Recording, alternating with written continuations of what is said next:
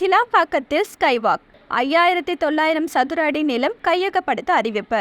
கிளாம்பாக்கத்தில் skywalk அமைப்பது குறித்த முக்கிய அறிவிப்பு ஒன்று வெளியாகியிருக்கிறது. இது பயணிகளுக்கு மிகுந்த மகிழ்ச்சியை தந்து வருகிறது.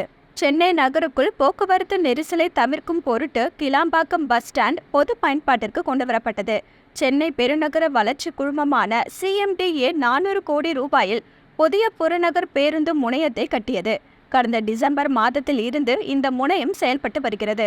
ஆனால் இந்த பஸ் ஸ்டாண்ட் துவக்கி வைக்கப்பட்டதிலிருந்தே அதிருப்திகளும் வெடிக்க ஆரம்பித்தன. பேருந்து நிலையத்தில் போதுமான அடிப்படை வசதிகள் இல்லை என்றும், அவசர கதியில் பேருந்து நிலையத்தை திறக்கப்பட்டுள்ளதாகவும் பயணிகள் தரப்பிலிருந்து ஆதங்கம் வெளிப்பட்டது.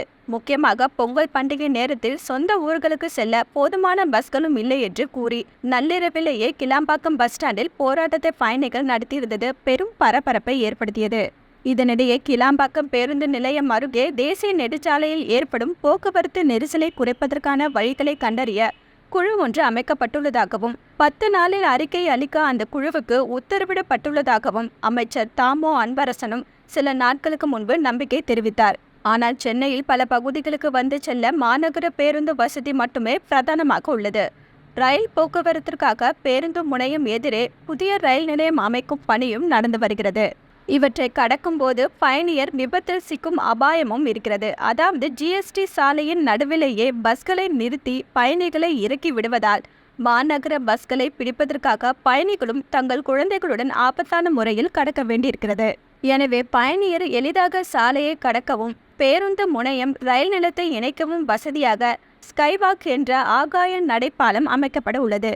இந்த திட்டத்திற்கு தேவைப்படும் 5900 சதுர அடி தனியார் நிறுவன பொன்சை நிலத்தை கையகப்படுத்த உள்ளதாக செங்கல்பட்டு மாவட்ட வீட்டு வசதி மற்றும் நகர்ப்புற வளர்ச்சித்துறை தற்போது அறிவிப்பு வெளியிட்டு உள்ளது.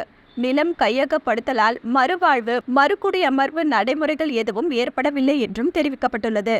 கடந்த மார்ச் மாதம் கிளாம்பாக்கம் பேருந்து நிலையம் ரயில் நிலையத்தை இணைக்கும் ஆகாய நடைபாதை அமைக்க டெண்டர் கோரியிருந்தது தமிழ்நாடு அரசு. கிளாம்பாக்கம் ரயில் நிலையத்தில் இருந்து பேருந்து நிலையத்தின் மைய பகுதிக்கு 400 மீட்டர் நீளத்தில் ஆகாய நடைபாதையும் அமைக்கப்பட உள்ளது. நகரும் படிக்கட்டுகள் மற்றும் மின் தூக்கி ஆகியவற்றுடன் கூடிய இந்த ஆகாய நடை மேம்பாலம் மட்டும் நடைமுறைக்கு வந்துவிட்டால் கிளாம்பாக்கம் ரயில் நிலையத்திலிருந்து பயணிகள் எளிதாக கிளாம்பாக்கம் பேருந்து நிலையத்திற்கு வந்தடைய முடியும். சென்னை திருச்சி தேசிய நெடுஞ்சாலைக்கு மேல் இந்த ஆகாய நடைபாலம் அமைய இருப்பதால் சாலையை ஆபத்தான முறையில் கடக்க வேண்டிய சூழ்நிலையும் ஏற்படாது என்பதால் பயணிகளுக்கு மிக பயனுள்ளதாக இருக்கும் என்று அதிகாரிகள் நம்பிக்கை தெரிவித்திருப்பது குறிப்பிடத்தக்கது. என்ன வியூவர்ஸ், இது போல பல இன்ட்ரெஸ்டிங்கான நியூஸை தெரிஞ்சுக்கணுமா? அலோ சிட்டி டிவியை லைக் பண்ணுங்க, ஷேர் பண்ணுங்க, மறக்காம சப்ஸ்கிரைப் பண்ணுங்க.